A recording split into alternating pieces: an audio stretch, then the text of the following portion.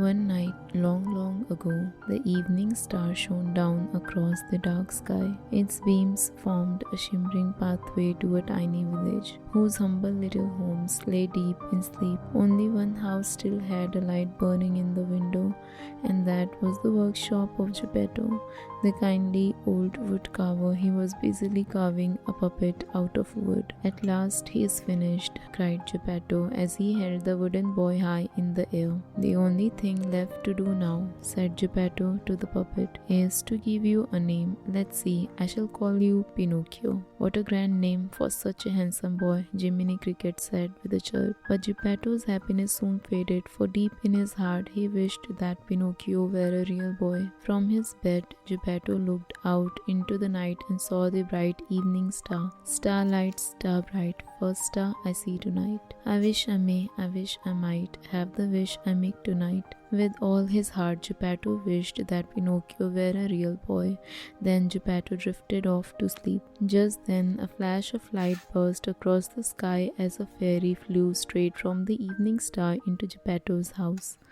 "Good Geppetto," whispered the blue fairy, "you have given so much happiness to others. You deserve to have your wish come true." Then, with a wave of her hand, the blue fairy brought Pinocchio to life. Jiminy Cricket watched in amazement as Pinocchio began to walk and talk. "Am I a real boy?" Pinocchio asked the blue fairy.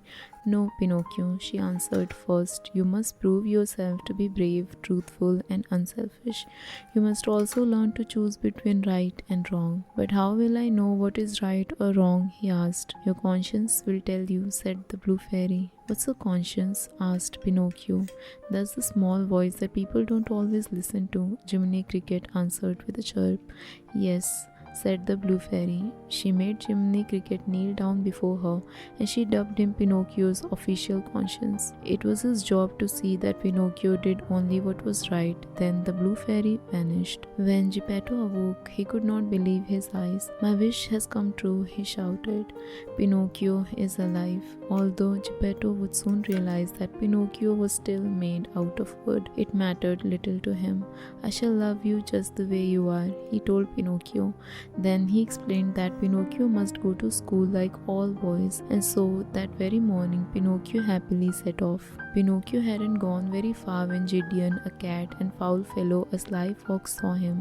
Foulfellow thought, "A wooden boy with no strings, I'll bet Stromboli the puppeteer would pay a pretty price for him." Foulfellow convinced Pinocchio that acting was the life for him and sold him to Stromboli. That night, after Pinocchio had performed 2 rounds of applause, Stromboli locked him away in a cage. "How am I ever going to get out of this horrible place?" sobbed Pinocchio. Just then, a voice called out, "Don't worry, Pinocchio, I'll save you." It was Jiminy Cricket. He pulled, pushed, and shook the lock, but he couldn't get Pinocchio out. Suddenly, the blue fairy appeared once more. "Pinocchio, why didn't you go to school?" she asked.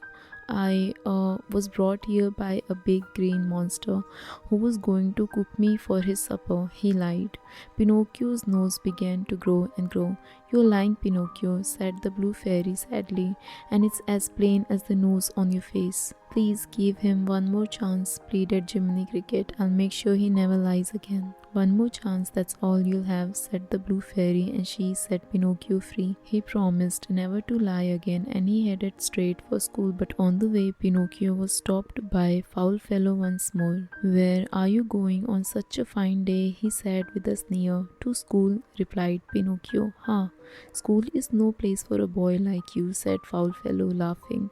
"If you follow me, I'll show you a place that's much more fun, Pleasure Island." "Don't go, Pinocchio," warned Jiminy Cricket, but Pinocchio did not listen, and before he knew it, Foulfellow had sold him to the mean old driver of the Pleasure Island stagecoach. The coach was pulled by 6 unhappy donkeys. The coachman went from village to village buying up all the boys he could. Once the coach was full, he headed to the ferry bound for Pleasure Pleasure Island. Pinocchio sat beside a loud-mouthed boy named Lampwick. "Don't worry about a thing," Lampwick said with a chuckle. "Once we get to Pleasure Island, we won't have to listen to anyone or worry about what's right or wrong." On Pleasure Island, Pinocchio forgot everything the Blue Fairy had told him. He fought with the other boys, smoked corncob pipes, tossed rocks through the windows, and yelled and screamed with all his might. Then he followed Lampwick down Tobacco Lane to the pool hall. "This is a great place, Lampwick," shouted Pinocchio. But as Pinocchio turned to his friend, he could not believe his eyes. Lampwick had suddenly grown long ears and a tail. Lampwick had turned into a donkey. Pinocchio felt the top of his head and looked down at his behind. He too had sprouted donkey's ear and a tail. Now he knew where the coachman got his tired, sad-looking donkeys. "Come with me before it's too late," cried Jiminy Cricket, who had quietly followed Pinocchio to Pleasure Island. As fast as they could, Pinocchio and Jiminy Cricket ran through the gates of Pleasure Island and jumped off the cliffs into the sea. Pinocchio and Jiminy Cricket swam all the way back to land and rushed to Geppetto's house. But when they arrived, Geppetto was gone. "Maybe something awful happened to him," cried Pinocchio.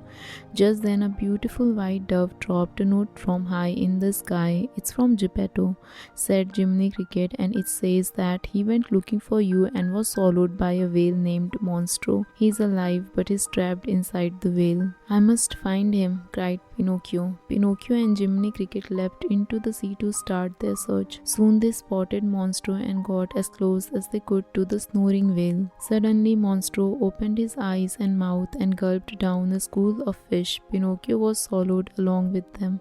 Inside the well, Geppetto was fishing. He felt a tug on his line and reeled in it. Pinocchio was at the other end. My son," shouted Geppetto. "I thought I'd never see you again." "I missed you so, father," said Pinocchio. "I've been a bad boy and I'm sorry." "That's all right, my son," said Geppetto. "The important thing is for all of us to get out of here safely." "I have an idea," cried Pinocchio. "Let's build a fire. It will make Monstro sneeze us right out of here." So they built a fire and the smoke tickled Monstro's nose till he let out a huge sneeze. Pinocchio and Geppetto were sent flying out to sea on their tiny raft. But then Monstro came charging after the raft. Soon Monstro caught up with the raft and splintered it with one blow of his powerful tail. Geppetto was sinking. "Never mind about me," he cried. "Save yourself, my son." But Pinocchio swam back to Geppetto and helped him stay afloat. Geppetto was washed safely ashore, but Pinocchio did not fare as well. Geppetto found him lying in the water among the rocks, lifeless. Geppetto took Pinocchio home. As he wept, a soft voice said, "Pinocchio, you have proved yourself brave, truthful, and unselfish. Now you will be a real boy."